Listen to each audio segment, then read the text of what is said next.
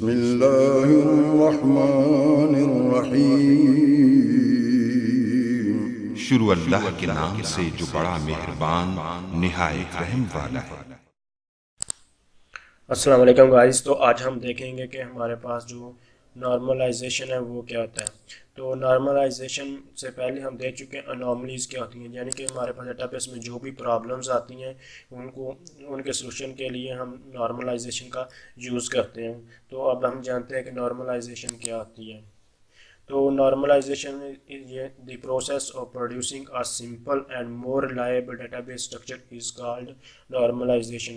यानी कि हम एक सिंपल से और जो हमारे पास जो रिलायबल यानी कि हमारे पास इसमें विदाउट जो एरर्स वगैरह होता है तो वो डाटाबेस हम क्रिएट करते हैं। सिंपल मैं आपको बता दूं कि नॉर्मलाइजेशन क्या होती है कि नॉर्मलाइजेशन मतलब कि जो भी हमारे पास डुप्लीकेट या जितने भी एरर्स होते हैं तो नॉर्मलाइजेशन में हम उन एरर्स को रिमूव करने की कोशिश करते हैं। तो नॉर्मलाइजेशन की हमारे पास मुख्तलिफ टाइप्स आती हैं। तो इसमें हमारे जो नॉर्मलाइजेशन का जो नॉर्मल फॉर्म यानी कि इसमें स्टेजेस होती हैं कि 1 NF 2 NF 3 NF 4 NF 5 NF 6 NF मुख्तलिफ स्टेजेस और इसको हम टाइप्स कहते हैं। तो ये 1F मतलब फर्स्ट नॉर्मल फॉर्म है, उसके second normal form, third normal form मतलब कि it is use to create a suitable set of relation मतलब कि टेबल्स भी एंटिटीज़ ये एक ही चीज़ है, टेबल एंटिटी रिलेशन वगैरह फॉर स्टोरिंग डाटा यानी कि डाटा को सेव करने। This process works through different stages है, यानी कि हम हमारे पास ये मुख्तलिफ स्टेजेस हैं जिनके थ्रू हम एरर्स को रिमूव करते हैं। तो इन सब के बारे में हम बारी बारी देखेंगे। तो इस स्टोरी में सिर्फ देखें नॉर्मलाइजेशन क्या होती है। तो इसमें नॉर्मलाइजेशन को सिंपल मैं आपको बता दूँ कि ये एरर रिमूव करने के लिए इसका हम यूज़ करते हैं डेटाबेस में। तो इसके पर्पज क्या है नॉर्मलाइजेशन के वो देखते हैं। It makes the database design efficient in performance, यानी कि जो एफिशिएंट जो परफॉर्म मतलब कि हम कोई भी डाटा हमें अगर रिट्रीव वगैरह करवाना होता है या फिर हमें मॉडिफाई इंसर्शन डिलीशन कोई कुछ भी करवाना तो हमारे पास उसको हम जल्दी से एफिशिएंट तरीके से बेहतर तरीके से हम उसको कर सकते हैं। It reduce the amount of data if possible, यानी कि इसमें हमारे पास जितने भी डुप्लीकेट जो डाटा रिडंडेंसी होती है यानी कि उसको हम कम डुप्लीकेट जितना डाटा होता है उसको हम कम करते हैं और करने को। It makes data design free of, यानी कि इसमें अपडेट इंसर्शन और डिलीशन जो कि एनामलीज में प्रॉब्लम्स आ रही होती हैं उनको हम ख़त्म करने की कोशिश करते हैं। It make the design according to the rules of relation, यानी कि डाटाबेस के जो जो रूल्स हैं यानी कि हमारे पास जो डाटा वो डुप्लीकेट वगैरह नहीं होना चाहिए तो ये उनको फॉलोज करवाती है। It identifies the relation between the entities, यानी कि जो भी हमारी एंटिटीज़ वगैरह एंटिटीज़ मतलब कि एक चीज़ का एक एक एंटिटीज़ मतलब कि जो एक दूसरे के साथ उनका रिलेशन है तो ये हमें उनके बारे में उन चीज़ों के बारे में बताती है। ये एंटिटीज़ ये आप टेबल्स भी कह लें कि स्टूडेंट्स की एंटिटीज़ है और एक डिपार्टमेंट की एंटिटी एम्प्लॉय के जो एम्प्लॉयज़ हैं उनकी अपनी एंटिटीज़ होती हैं। इस तरह जो मुख्तलिफ टेबल्स के नाम होते हैं वो हमारे एंटिटीज़ में आते हैं। It makes the design that allow simple retrieval of data, यानी कि रिट्रीवल आप आसानी से जिस रिकॉर्ड को भी आप एक्सेस करना चाहते हैं आप कर सकते हैं without errors. It simplifies data maintenance and reduce the needs to restrict data. तो इसमें यानी कि ये हमारे पास जो भी रिस्ट्रिक्शन और ये सारी चीज़ों को कम करने की कोशिश करती है, ये इसके पर्पजेज हैं, मकसद है। और उस करेक्टरिस्टिक्स ऑफ नॉर्मलाइजेशन डाटाबेस के क्या है, each relation must have a field की, यानी कि हर जो रिलेशन हर टेबल में हमारे पास जो है वो फील्ड की मैं आपको सिंपल इन चीज़ों में बताना यानी कि हमारे पास जो डाटा वो है जो पहले बता डुप्लीकेट नहीं होना चाहिए, उसमें प्राइमरीज की इसका वो उसमें यूज़ होना चाहिए और जो डाटा उसको रिपीट नहीं होना चाहिए और वो एक मैनेज तरीके एक यानी कि अच्छे तरीके से उसको मैनेज किया जो होना चाहिए। और जो हर टेबल्स है उस यानी कि हमारे पास 3 4 टेबल्स हैं उनको इकट्ठा करने की जाए हर टेबल्स में सेम जो डाटा वो होना चाहिए, यानी कि each table must contain information about a single entity, यानी कि हर टेबल यानी कि स्टूडेंट का टेबल तो उसमें स्टूडेंट्स का डाटा होना चाहिए, एम्प्लॉय का डाटा तो उसमें एम्प्लॉय का डाटा होना चाहिए, जो टीचर्स हैं टीचर्स का डाटा होना चाहिए। Each field relation must dependent की फील्ड्स हैं तो इसमें डिपेंडेंट फील्ड्स होनी चाहिए।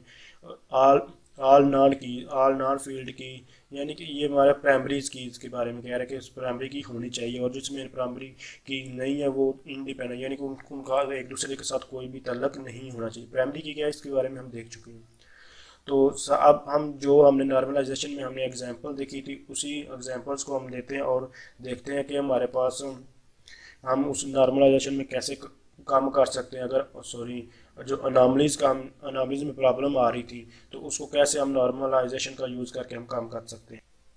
ये हमारे पास एनॉमलीज थी और उसमें हमने जो डाटा रिडंडेंसी थी, इंसर्शन डिलीशन और अपडेशन की एनॉमलीज थी उसको देखा था। तो अब हम इसको कैसे काम कर सकते हैं वो देखते हैं। तो ये हमारे पास एक टेबल था, सारे के सारा हमने रिकॉर्ड। तो अगर इस टेबल्स को हम दो हिस्सों में डिवाइड करें तो ये हमारे पास वो चारों की चारों प्रॉब्लम सॉल्व हो सकती हैं। कैसे मैं आपको बताता हूँ कि फ़र्ज़ किया जाए जो स्टूडेंट का है जो टेबल है वो इस यहाँ लिख लें और जो डिपार्टमेंट का टेबल है उसको यहाँ लिख लें। तो मैं इसको यहाँ ऐसे लिख देता हूँ इसको।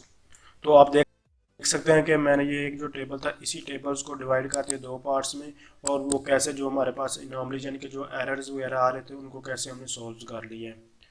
तो इनका जो सोल्यूशन है आप देखेंगे कि हमारे पास जो हमारे पास डुप्लीकेट डाटाज था, यानी कि ये हम जो स्टूडेंट का उसका एक टेबल बना लिया और जो हमारे पास जो डिपार्टमेंट्स का था उसको हमने एक टेबल बना लिया है।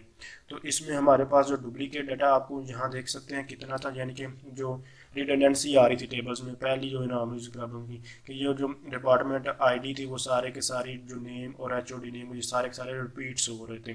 तो यहाँ इसी को हमने अगर यहाँ लिया है ये डी आई डी और डी आई डी के बारे में आप नहीं जानते तो आप इससे मैं पहले करवा चुका हूँ, प्रति आप इसका ट्यूटोरियल देख सकते हैं।